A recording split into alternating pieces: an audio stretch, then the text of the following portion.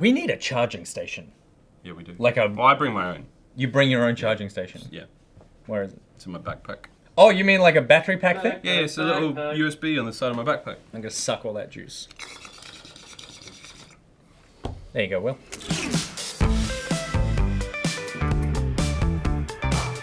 Hey Screenmates, I'm Nick, this is Miles! And this is the screenplay fish, Chris, aka Swim Shady. Whoa! That name sent in by Andrew Von H. Do you want to name that fish? Then use the hashtag in the comments. Name that fish. Swim Shady. Best one yet. Best. Favorite. Oh yeah, screw you. 4 other people who've submitted that. Well, it's in the top 4 at least. Top 4 at least. Top 4 at least. Let's go that far. Okay, let's be controversial. Today we are talking about the fact that Valve have forgotten how to be great. Miles, do you agree?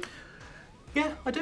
Good. When's the last time Valve did something great? That's the question. So, this all stemmed from an interview that Gabe Newell's son gave, Gray Newell. His name is Gray Newell, and I don't want to make fun of people's names, but it's just a strange name. Gray Newell. Gray Newell. It sounds like a breed of horse. It does also sound like a granule. A little granule like of a granule. information. Yeah. Well, he did give us a granule of information. He said, if there's one thing I'd like to see Valve do, it's push it more with their ideas. There are some of the smartest people there I've ever met. The culture at Valve is a very good one, debatable, but they found that at this point they're a working machine, and that's good, but I think they should reach out and do something scary. Do something they don't know what the outcome is going to be. Because Valve at the moment is this sort of, I mean, it's just a storefront to me right now. Valve are no longer a game developer, even though they maintain a stack of games that you can still play. Some of the biggest games in the world as well. And that's the thing. Phenomenal player bases and genuinely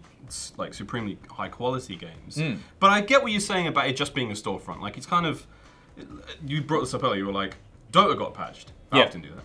Dota's been patched. And that's the thing, it's like Dota got patched, like you said. If it's a Blizzard game, Blizzard did this to their game. But for Valve games, Valve didn't do anything to this game. The game did it to itself. It's funny for me, when I think of Valve, it's sort of like every other huge tech monster. And when they do something great, like let's face it, Apple, they made the iMac, they make the iPhone, everyone's like, they're the best! And then they plateau there. And then they drop off and there's no more innovation, no more incredible changes to the world. I mean, Valve, the hat market in TF2 changed games in a big way. I mean, they created an economy surrounding that. When you think of what they did with CSGO or Counter-Strike in general, that was a mod to one of their games that they picked up and transformed into something which is now an unruly beast. And the same can be said for Dota, which was a Warcraft 3 mod back in the day. That they didn't even own. No, they didn't even own. It's not even their game. And that is terrifying to think that a company that's a risk to take as well, to take a mod from someone else's game and go yeah, this is a decent sized player base and it's pretty cool. Why don't we make this now our own title and do what we will with it?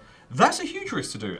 What's Valve done for me recently, huh? Well, they sell you all the PC games that you buy, Mostly. pretty much. Except for the Blizzard ones. Except for the Blizzard games and the Ubisoft games on the Uplay launcher, which is very annoying. They've become this storefront where they've become a business. And I think the problem is that Valve actually do take these enormous risks, right? That Gray is saying that he wants them to do something scary, they don't know the outcome. I think they are doing that constantly. The problem is that the risks that they're taking are actually things that we don't want, that they think we want. So if you think about it, in the last few years, Valve have put out Steam machines that no one bought, Steam OS that no one wanted to install. They've been trying to push the Steam controller, which no one uses, and the Vive. And admittedly, the Vive is probably the most popular of all those things. But even that is competing with the Oculus, the PlayStation VR, and VR is still always this thing that people are like, oh, it's about to happen, and it never really, It still hasn't. It still hasn't. 3D cinema didn't take off. Exactly. VR gaming isn't taking off yet. And so the thing that all these things have in common is that Valve wants to own this hardware, this platform, and they want everyone, in the same way as Steam just pushed everyone towards this marketplace, that we're still dealing with the fact that Steam, really, give me a close-up on Miles' camera. Steam's a piece of shit. Let's be honest, Steam is a terrible, terrible interface to buy anything. It's crappy, it's filled with just shit games that no one cares about. It's hard to find what you actually want. It's just a bad store. But we all use it because it's the thing. It's the only way to do it. It's the only way to do it. And that's what they want to do with the Steam box and the Steam OS. People didn't pick up on that stuff. Yep. And so we're rejecting what they want. What we really want from them is just great games. all people want is Half-Life 3. I don't give a shit about Half-Life 3. But if they released that, it would sell all the money.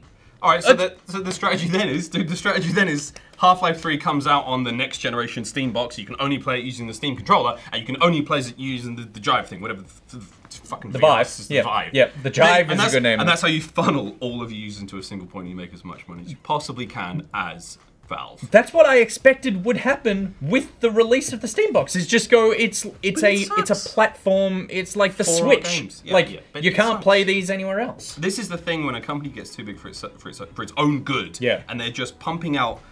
Like, they've got 2 or 3 major titles which are making them so much money. Like, they don't really give a shit anymore. They can literally just sit on those cash cows. Yeah. Don't have to innovate. Everyone gets paid. Christmas bonuses are sweet. Christmas parties are rad. Everyone's having a good time. They literally don't have to do anything. And the company is being sustained fantastically. I'm sure the forecasts are all good. Why would they do anything to disrupt that, like, beautiful life that they've all got now? And that's why they're not innovating. But the problem is they have done things. But they Portal 2, Left 4 Dead, which we played yesterday. We played that game yesterday, and Left 4 Dead 2. These are phenomenal games. That it's just, you know what I blame? Do you know how they work? Like the company structure? Okay, so the way Valve works is that within the company, it's a flat structure. There are no managers, it's like Gabe and then everybody else. And so what that means is that if you have an idea for a game, you go, okay, cool, like I want to make, pitch me a game. Okay, so it's a platformer where you play a horse and you have to collect children. What? For why? Oh, it's like, I don't know, it's like, you know kids love horses, yeah. Like little girls love horses. Yeah. It's just the flip on it. Right, so the horse is like, I'm going to collect all these children. Daddy, I want to ride a kid. I want a little English girl. Yeah, okay, cool. Yeah. This is actually not a bad idea. I mean, if them fighting herds can be a game, this can be a game. Okay. Supreme Leader Gabe, will you make my game? That's not even the way that it works. You come up to me, just shithead who works in the coding corner and accounting, and go, I've got this idea about a game where horses ride people. Do you want to work on it with me? And I go, that sounds cool. And then we put a team together and we just start doing that. Wow. And as more people in the company hear about it and like that, they come over and help. And you pitch your game to everybody else. It's like, oh, I'm working on this thing. Do you want to help? And they go, yeah, that's cool. And the desks all have wheels. So they disconnect their desk from a place. And they literally go. And they move over to a new workspace and they connect. The problem with that is that if you get bored of My Little Girlie, or whatever the name, don't call it My Little Girlie. That's a terrible name for a video game. Like, do not put that game out. But if you get bored of creating that, then you just go, oh, I don't want to do this anymore. Unclip that motherfucker and just wheel off into the sunset. And it was like, come back here, and you're like, you'll never catch me alive. Yeah.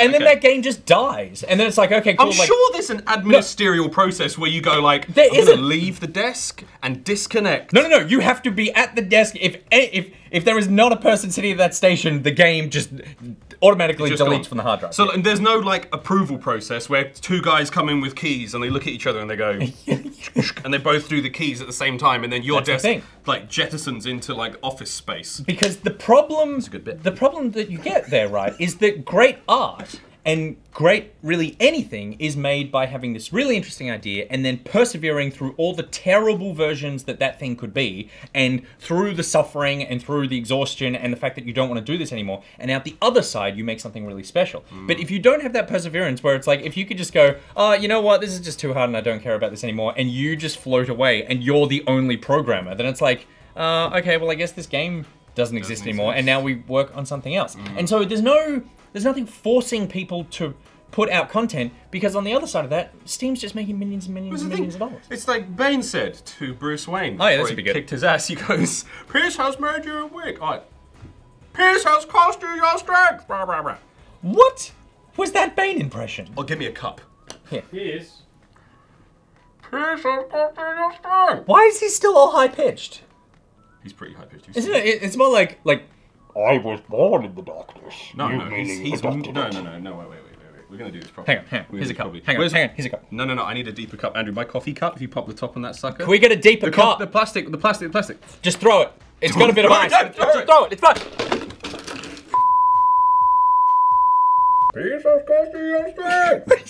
It doesn't change. It's. Peace has cost you your strength. How can somebody? Someone get Miles wins? Oh god, this is bullshit. I'm wheeling this thing away. I was born in the darkness. Anyway, so the point being... Surprisingly heavy. The point being... Chris?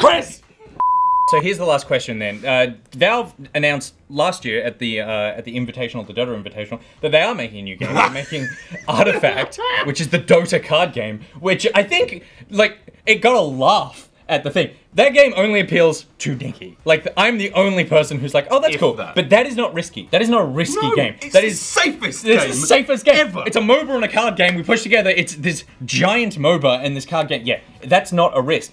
Is this a situation where it's like, you know what, you just gotta accept that they've changed now and you can't change them? You know how you're in a relationship with someone and then they got like way better than you at everything and then they were like, I don't want to be with you anymore. And I'm like, no, I could be something different. I'm not just a soy boy simp. I can be whatever you want. And then they're like, nah, I'm done with you. And they walk away. And you're like, well, you know, I can't change. I can't be something that you want me to be because that's not who I am. Valve, we want them to be something that they're not anymore, which is makers of great games. They just want to be people who run a thing that takes my credit card. They just want to be stinking rich. They just want to be insanely rich, and it's time for us to just move on. Half-Life 3 is never going to happen. The Dota card game is going to come out. I'm going to buy it. No one else is going to play it, and then that's it. And then we just need to accept that Valve aren't the company that we thought they were anymore. And we just wait for the next like Humble Bundle sale to buy like 50 Steam games at once, which we're never ever going to play. Exactly. This is like a really melancholic note to end the episode on. So let's have your screen say. We'll switch it over now, Will. So I put this question out to you guys. What do you want to see Valve do in the future? Our first response came in from T_A_Gurrit, who says, right now, anything. Which I think anything. Pretty much everyone was like, just put out games. All I want is games. Yep. Stop making hardware, just put out game. I got an answer from Ben Oko, who says, integrate with Xbox. Nothing excites me more than the rumors surrounding the xbox.steampowered.com domain. And then again, the rumored Microsoft Valve buyout. Perfect for Xbox's PC efforts. Only ridiculous philosophical PC Microsoft fanboy objections to overcome. And sure that was one tweet? It was a very big tweet, and there were a lot of acronyms in there. But the thing, you know, Microsoft need to buy a big developer in order to get some. I think Valve probably a bit too big.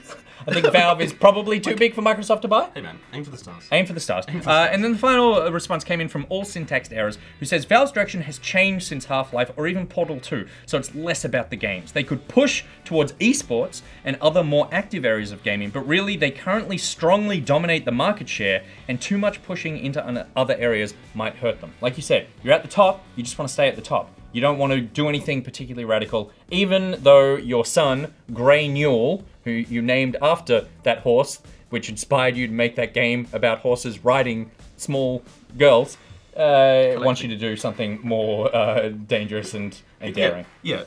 Again, dude, will Valve change? Nah. Can you turn one of the biggest ships in gaming even a little bit to the port or the starboard? Probably not. When you took off Darth Vader's helmet, it was just a ball sack. It was just a ball sack underneath there, and that's probably what happens if we try to change Valve. We go, get rid of the Steam marketplace, and then we realize it's just a giant ball sack underneath that has no new ideas for video games. Anakin Skywalker went from being Hayden Christensen to a ball sack. To a ball sack, yeah. And like Hayden Christensen, he would have hated that because a ball sack is rough and it gets everywhere. I believe that's the quote from that terrible film. Alright guys, thank you very much for this week of screenplay. This has been a blast being back on the air, and the support from you guys has been phenomenal. We thought we would end this episode with a little look back at all the parts that we didn't want you to see this week. Will. First up, we've got Mr. L. Coom, like this one right here, which was our Kingdom Come gameplay from yesterday. What you're about to watch is the first play of Subnautica. There's no game audio.